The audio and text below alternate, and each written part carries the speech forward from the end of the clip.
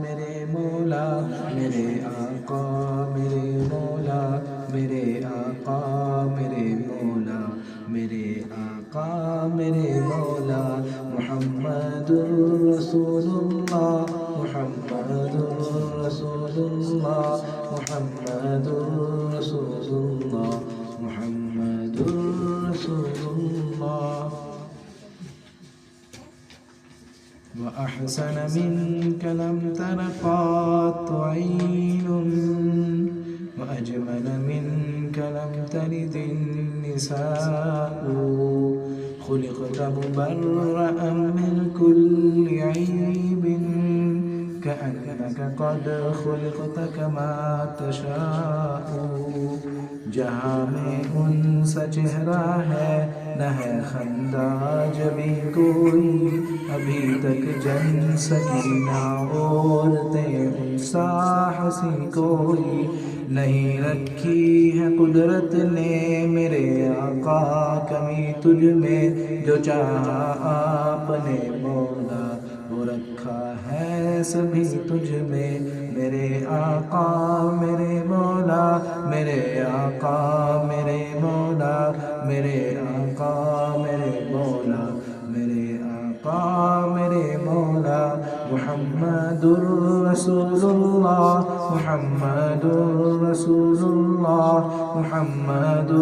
رسول اللہ محمد رسول اللہ بدی کا دور تھا ہر سو جہالت کی گھٹائیں تھیں فساد و ظلم سے چاروں طرف پھیلی ہوائیں تھیں خدا کے حکم سے نا آشنا مکے کی بستی تھی فساد و ظلم سے چاروں طرف وحشت برستی تھی خدا کے دین کو بچوں کا ایک کھیل سمجھتے تھے خدا کو چھوڑ کر ہر چیز کو معبود کہتے تھے وہ اپنے ہاتھ ہی سے پتھروں کے بت بناتے تھے انہی کے سامنے جھکتے انہی کی حمد گاتے تھے انہی کے سامنے جھکتے انہی کی حمد گاتے تھے کسی کا نام عزا تھا کسی کو لات کہتے تھے حبل نامی بڑے بت کو بتوں کا باپ کہتے تھے اگر لڑکی کی پیدائش کا ذکر گھر میں سن لیتے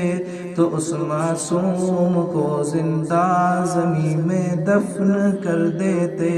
غرض جو بھی برائی تھی سب ان میں پائی جاتی تھی نہ تھی شرم و حیا آنکھوں میں گھر گھر بے حیائی تھی مگر اللہ نے ان پر جب اپنا رحم فرمایا تو عبداللہ کے گھر میں خدا کا لاڈلا آیا عرب کے لوگ اس بچے کا جب اعزاز کرتے تھے تو عبدالمطلب اپنی قسمت پر ناز کرتے تھے خدا کے دین کا پھر بول بالا ہونے والا تھا محمد سے جہاں میں پھر اجالا ہونے والا تھا محمد سے جہاں میں پھر اجالا ہونے والا تھا